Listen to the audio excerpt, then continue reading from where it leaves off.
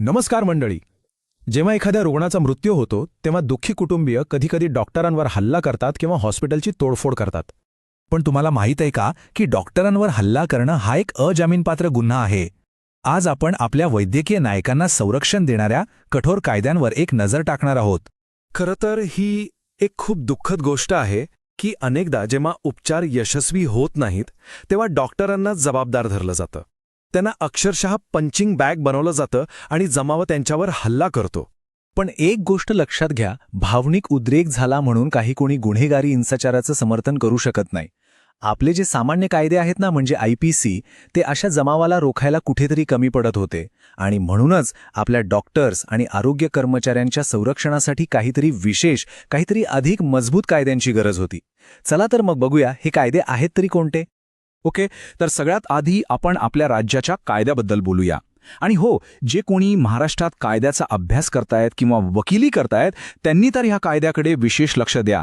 तुमच्यासाठी हा कायदा खूप खूप महत्त्वाचा आहे. तर या कायद्याचं पूर्ण नाव थोडं लांबलचक आहे, पण लक्षात ठेवणं गरजेचं आहे.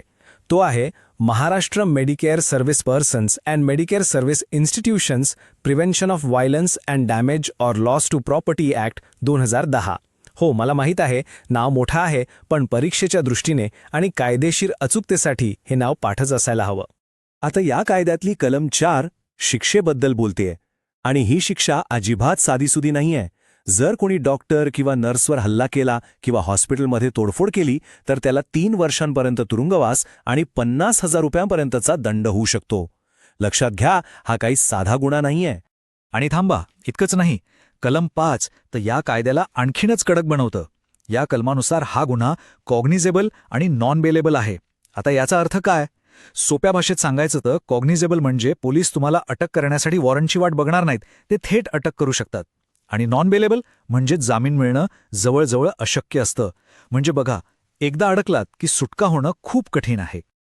आता येतोय या कायद्यातला सगळ्यात पॉवरफुल भाग, तो म्हणजे कलम 6, ज्याला मी दुहेरी दंडाचा नियम म्हणतो. नीट ऐका. समजा कोणी रागाच्या भरात हॉस्पिटलमधला महागडा व्हेंटिलेटर फोडला, तर त्याला त्या व्हेंटिलेटरच्या किमतीच्या दुप्पट रक्कम भरपाई म्हणून द्यावी लागेल. दुप्पट. आणि जर त्याने ते पैसे दिले नाहीत तर त्याची स्वतःची प्रॉपर्टी, घर, गाडी जप्त करून विकलं जाऊ शकतं आणि त्यातून ती रक्कम वसूल केली जाईल. म्हणजे हॉस्पिटलचं नुकसान केलं तर थेट स्वतःच्या प्रॉपर्टीवर टाच येते. बरं, हे तर झालं आपल्या महाराष्ट्र राज्याच्या कायद्याबद्दल. पण जेव्हा संकट देशव्यापी होतं तेव्हा फक्त राज्याचा कायदा पुरणार होता का? नाही. मग केंद्र सरकारलाही यात उतरावं लागलं. चला बघूया ते कसं. आपल्या सगळ्यांना आठवत असेल कोविड-19चा तो भयानक काळ. त्यावेळी आपले डॉक्टर्स आणि आरोग्य कर्मचारी स्वतःचा जीव धोक्यात घालून लोकांचे प्राण वाचवत होते. आणि त्याचवेळी देशात अनेक ठिकाणी त्यांच्यावरच हल्ले होत होते. ही परिस्थिती इतकी गंभीर झाली की अखेर केंद्र सरकारला एक मोठा निर्णय घ्यावा लागला आणि त्यांनी एपिडेमिक डिझीजेस अमेंडमेंट ॲक्ट 2020 हा कायदा आणला. तर मग या केंद्रीय कायद्यात काय होतं? पहिलं म्हणजे या कायद्याने महामारीच्या काळात आरोग्य कर्मचाऱ्यांवर होणाऱ्या कुठल्याही प्रकारच्या हिंसाचारावर सरळ बंदी घातली. दुसरा, हा गुन्हा संपूर्ण भारतात कॉग्निझेबल आणि नॉन बेलेबल ठरवण्यात आला. तिसरं, यात शिक्षा अजून कडक आहे, तब्बल 5 वर्षापर्यंत तुरुंगवास. आणि हो, महाराष्ट्राच्या कायद्याप्रमाणेच इथेही मालमत्तेचं नुकसान केलं तर बाजारभावानुसार दुप्पट भरपाई द्यावी लागेल. चला आता एका नजरेत दोन्ही कायद्यांमधला फरक समजून घेऊया. महाराष्ट्राचा कायदा यात शिक्षा आहे 3 वर्षांपर्यंत आणि हा कायदा कायम लागू असतो. याउलट केंद्राचा कायदा यात शिक्षा जास्त आहे, 5 वर्षांपर्यंत, पण हा फक्त महामारीच्या काळातच लागू होतो.